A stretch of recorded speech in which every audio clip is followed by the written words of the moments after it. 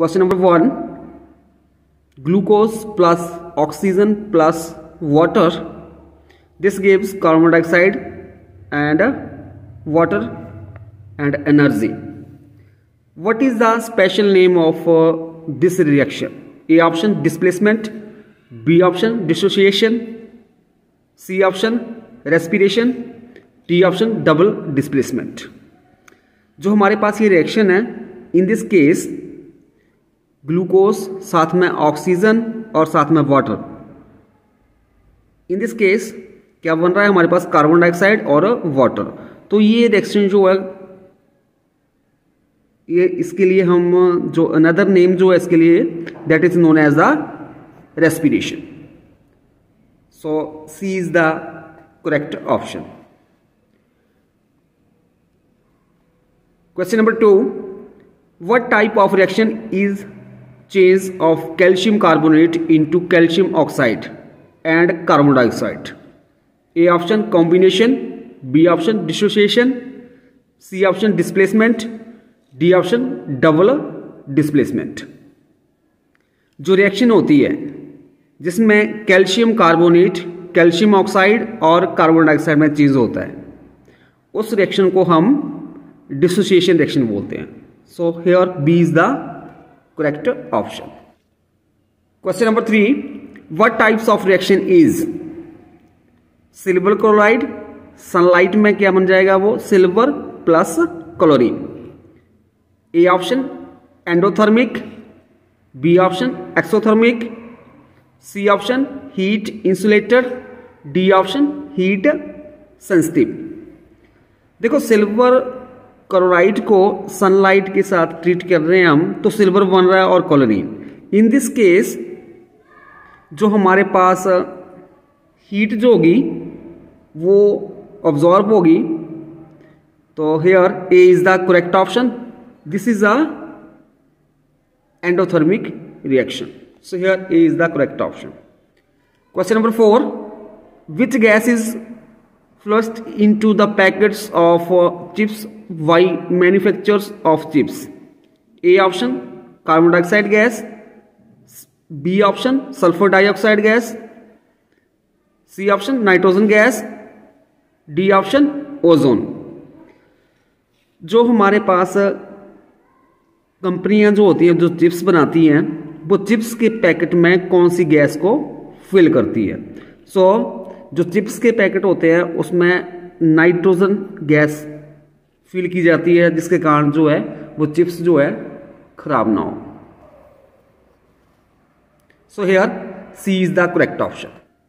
Question number 5, following reaction is, ये हमारे पास एक रिएक्शन दी गई है, ammonia plus sulphur dioxide, nitrous oxide और प्लस वाटर।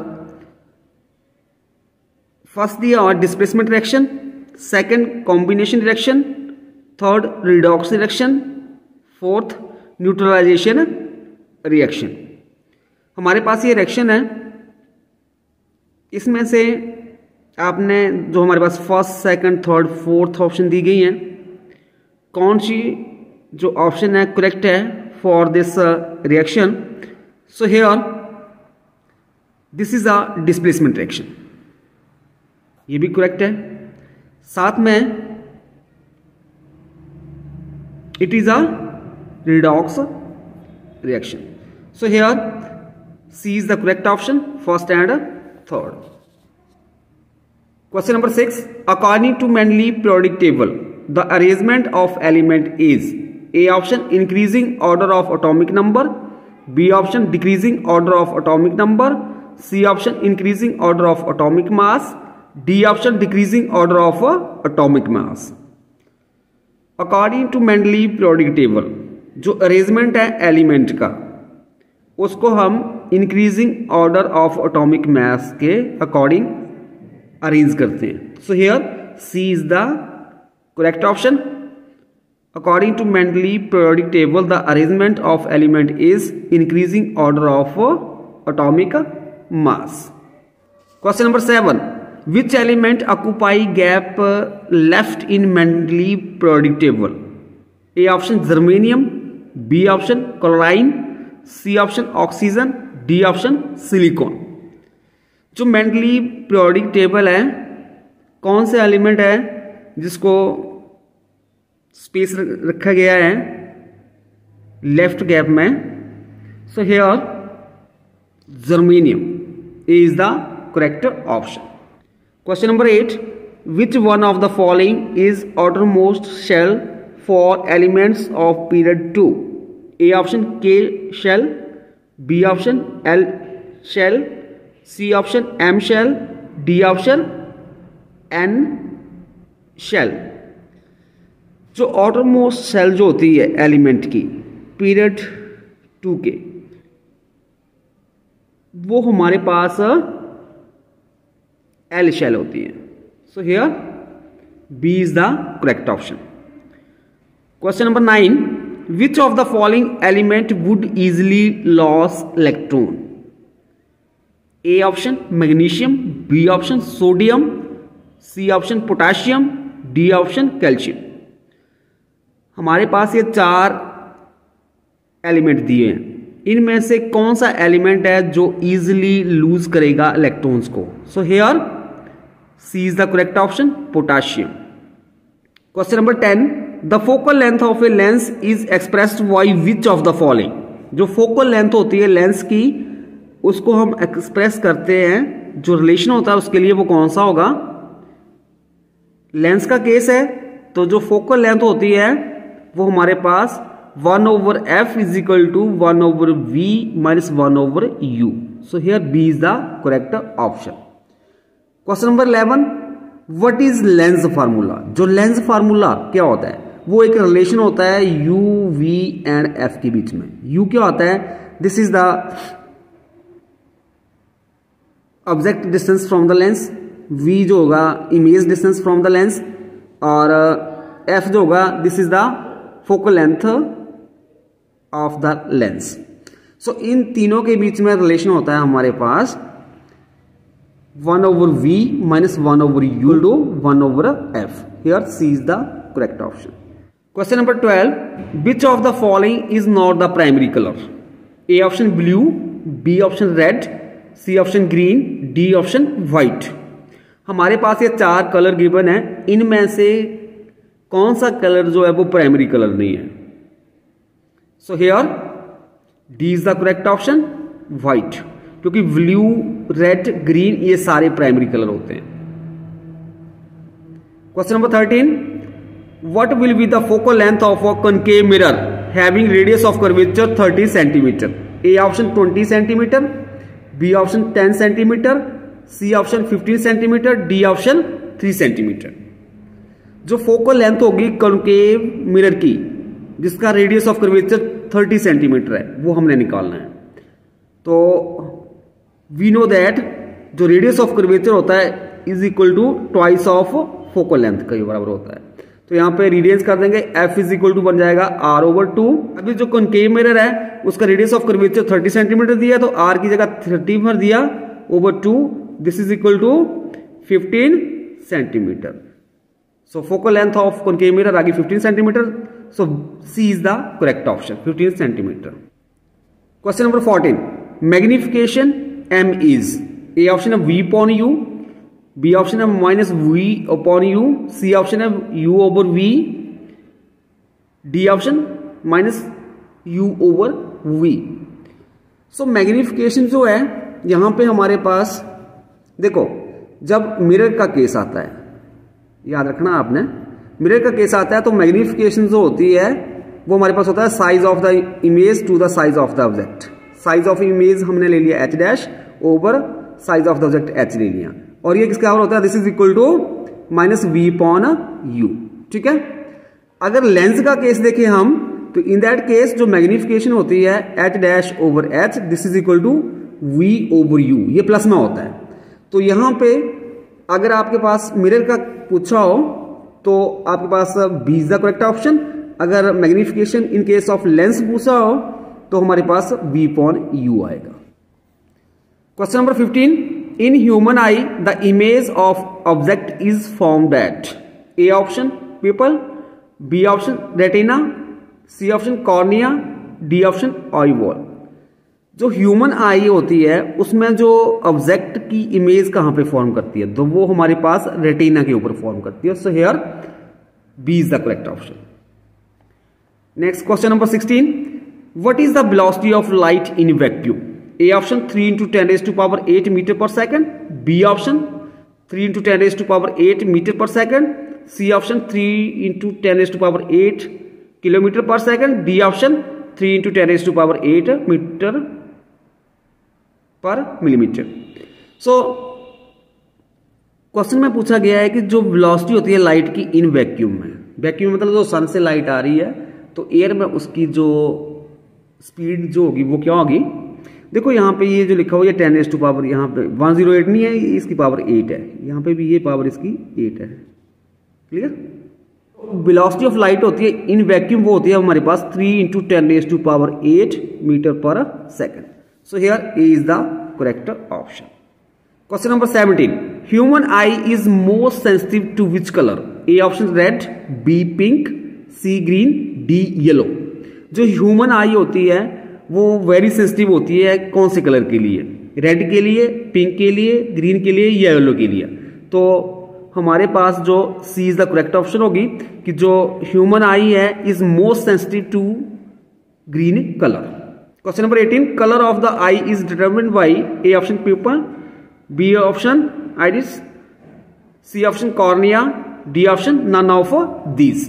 जो कलर होता है आई का is determined by iris. So here B is the correct option. Question number 19, the potential difference between 2 points can be expressed as A option V क्या होता है potential, W होता है work done, Q होता है charge. So potential is equal to work upon charge, B option. Charge is equal to potential multiply work done, C option. Work done is equal to potential over charge, D option. Potential is equal to charge upon work done. जो potential difference होता है उसको हम express करते हैं, potential जो होता है potential is equal to work upon charge. So here A is the correct option, V is equal to W over Q। Question number 20, the work done in taking a charge of 2 coulomb across 2 points having potential difference 12 volt is A option 2 joule, B option 6 joule, C option 24 joule, D option 1/6 joule. एक charge 2 coulomb का है और उसको ले जाने के लिए जो वर्क डन होगा अक्रॉस द 2 पॉइंट्स और जो पोटेंशियल डिफरेंस है 12 वोल्ट इज। तो क्वेश्चन में जो गिवन है हमारे पास चार्ज क्या कितना है 2 कूलम और पोटेंशियल डिफरेंस हो गया 12 वोल्ट और we know that work done होता है potential multiply charge. So this is equal to potential हो गया हमारे पास 12 charge 2, this is equal to 24 joule. So here C is the correct option, 24 joule. Question number 21, the unit of electric power is A option watt, B option volt, C option ampere, D option ohm. जो electric power होती है उसके unit क्या होते हैं? So we know that the unit of electric power is watt. So here A is the correct option, the unit of electric power is watt. Question number 22, what maximum resistance can be obtained by combining 3 resistances each of 1/3 ohm? A option 1/3 ohm, B option 1 ohm, C option 1/9 ohm, D option 3 ohm। जैसा कि हम जानते हैं अगर हमारे पास number of registers given है, अभी हमारे पास यहाँ पे 3 रजिस्टर गिवन है, अगर हम उन तीनों रजिस्टर को सीरीज में ज्वाइन कर देते हैं तो हमें मैक्सिमम रेजिस्टेंस मिलेगी। ठीक है, अगर हम उनको पैरेलल में ज्वाइन करते हैं तो रेजिस्टेंस जो होगी वो मिनिमम होगी। ठीक है, सो 3 रजिस्टर हैं और प्रत्येक की रेजिस्टेंस कितनी है 1/3 ओम। तो resistance in series R s equal to 3 resistor होंगे तो तीनों का सम R1 plus R2 plus R3 और प्रत्येक रजिस्टर की रेजिस्टेंस 1/3 ओम है तो ये हमारे पास बन जाएगी 1/3 ओम प्लस 1/3 ओम प्लस 1/3 ओम। सो अभी यहाँ पे 3 एलसीएम हो जाएगा ऊपर 1 plus 1 plus 1 this is equal to 3/3 ohm this is equal to 1 ohm. So maximum resistance आ जाएगी 1 ohm. So here B is the correct option. Question number 23, how is fuse connected in an electric circuit? A option in series, B option in parallel, C option both A and B, D option none of these. जो fuse होता है उसको हम electric circuit में किस तरह से connect करते हैं? सो हम ऑलवेज फ्यूज को सीरीज में कनेक्ट करते हैं इन एन इलेक्ट्रिक सर्किट, जिससे कई बार ओवरलोडिंग हो तो उसके कारण जो फ्यूज होता है वो मेल्ट हो जाता है और हमारे पास जो अप्लायंसेस है वो हमारे पास सेफ रहते हैं। Question number 24, the direction of magnetic field produced on passing electric current in a conductor is determined by A option Maxwell left hand rule, B option Fleming right hand rule, C option Fleming left hand rule, D option Faraday law। जो direction होगी magnetic field की जो produce होगी on passing electric current in a conductor, जब किसी conductor में से current flow करेगा और जो डायरेक्शन ऑफ मैग्नेटिक फील्ड जो है हमने फाइंड आउट करनी है। मतलब जब किसी कंडक्टर में से करंट पास करता है तो उसके चारों ओर मैग्नेटिक फील्ड लाई करती है in the form of concentric circle, तो उसकी डायरेक्शन को हम फाइंड आउट करने के लिए किस रूल का यूज करते हैं? Maxwell left hand rule. So here A is the correct option. Question number 25, the direction of the force produced in a current carrying coil placed in a strong magnetic field is determined by A option Maxwell right hand rule, B option Fleming right hand rule, C option Fleming left hand rule, D option Faraday law। जो direction होगी जो force produce करेगी जब किसी current carrying coil को हम strong magnetic field में place करते हैं, मीन्स अगर हम जो मैग्नेटिक फील्ड है उसमें किसी करंट कैरिंग कॉइल को प्लेस करेंगे तो वो एक फोर्स एक्सपीरियंस करेगी और उस फोर्स को हम फाइंड आउट कर सकते हैं with the help of Fleming left hand rule. So here C is the correct option.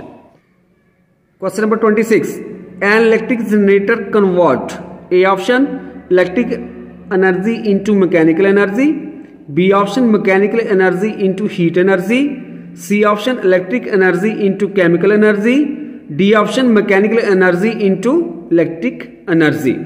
जो एक इलेक्ट्रिक जनरेटर होता है वो हमारे पास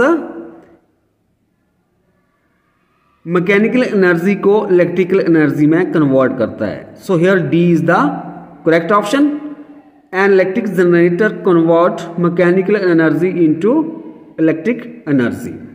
Question number 27, the fuse appropriate for used in circuit containing electric heater marked 220 volt 1 kilowatt will be A option 15 ampere, B option 5 ampere, C option 10 ampere, D option 25 ampere।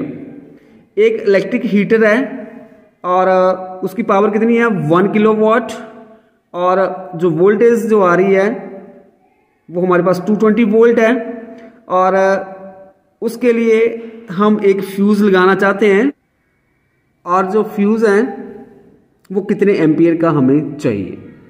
So question में given है electric heater है उसकी power है हमारे पास 1 kilowatt.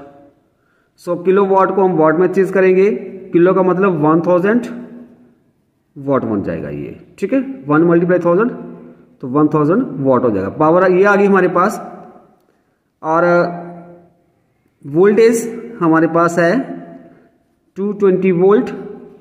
So we know that P is equal to V I होता है, तो हमने I निकालना है, तो I is equal to P upon V हो जाएगा।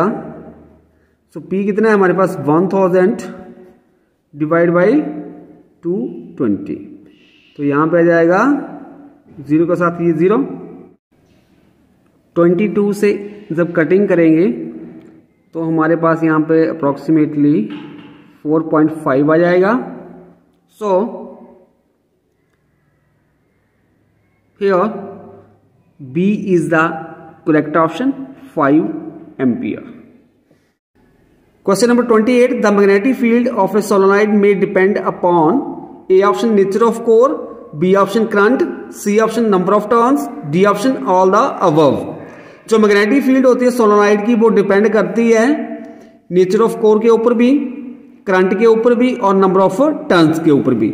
सो in this question D option जो होगी करेक्ट ऑप्शन होगी, all the above.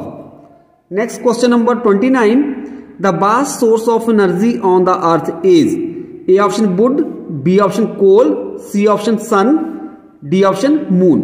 जो vast source होगा एनर्जी का ऑन द अर्थ वो होता है हमारे पास sun. So here C is the correct option. Question number 30. Natural gas is mostly A option methane, B option ethane, C option propane, D option pentane. जो natural gas होता है उसमें mostly methane होती है। सो हियर A is the correct option, natural gas is mostly methane. Question number 31. The combination of solar cell is called A option solar panel, B option solar band, C option solar circle, D option solar plate. जो combination होगा solar cell का उसको हम solar बोलते हैं। So here A is the correct option, the combination of solar cell is called solar panel. Question number 32. The element use in manufacturing solar cell is A option copper, B option tungsten, C option sulphur, D option silicon. जो solar cell जो है उसको बनाने के लिए किस element का use करते हैं, तो हम किसका करते हैं, सिलिकॉन का। So here D is the correct option, the element use in manufacturing solar cell is silicon. Question number 33. Which of the following is an omnivore? A option cheetah, B option lion, C option cow, D option eagle. हमारे पास ये 4 option दी गई है, इनमें से कौन से ऑप्शन है जो कि ओमनिवोर है? सो here D is the correct option, eagle. Question number 34. Which of the following is an example of non biotic element? A option temperature, B option rain, C option soil, D option all of these. सो हमारे पास ये जो example है non biotic element का, तो non biotic मतलब non biotic मतलब जो नॉन लिविंग थिंग्स हैं, लिविंग नहीं है, तो वहां पे हमारे पास टेम्परेचर हो गया, रेन भी होती है, सॉइल, मतलब ऑल ऑफ दीज आ जाएगा इसमें। Here D is the correct option, all of these. Question number 35. Conferences and seminars are arranged to discuss about environmental problem at A option state level, B option government level, C option local level, D option international level. जो हमारे पास conferences होती हैं, seminar arrange किए जाते हैं about environment problem, तो वो हमारे पास जो है वो इंटरनेशनल लेवल के लिए उनका अरेंजमेंट किया जाता है। सो here D is the correct option. Question number 36. In which topic level are herbivores kept? A first, B second, C third, D last. So in this question D is the correct option, last. Question number 37. Which society of Rajasthan had considered the conservation of forest as their religious faith? A option Bishnoi, B option Brahmins, C option Vysya, D option Rana. जो राजस्थान में एक society है और उसको हम consider करते हैं conservation of forest as their religious faith, मतलब जो कंजर्वेशन होगी फॉरेस्ट की वो उसको रिलीजियस फेथ मानते हैं. In this question B is the correct option, Brahmin. Question number 38. Which government started Amrita Devi Bishnoi Award? A option India, B option Haryana, C option Bihar, D option Rajasthan. जो Amrita Devi Bishnoi award जो है कौन सी government ने start किया है, तो वो हमारे पास राजस्थान गवर्नमेंट द्वारा ये स्टार्ट किया गया है. सो here D is the correct option. Question number 39. Who first of all planned the constructions of dam in India? A option Portuguese, B French, C Britishes, D Indian. India में जो dam जो है उनकी constructions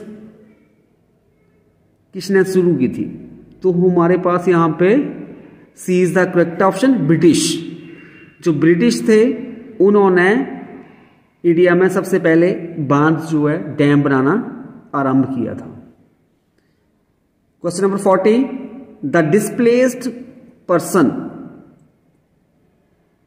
of which dam have not been benefited till date as प्रोमाइज्ड.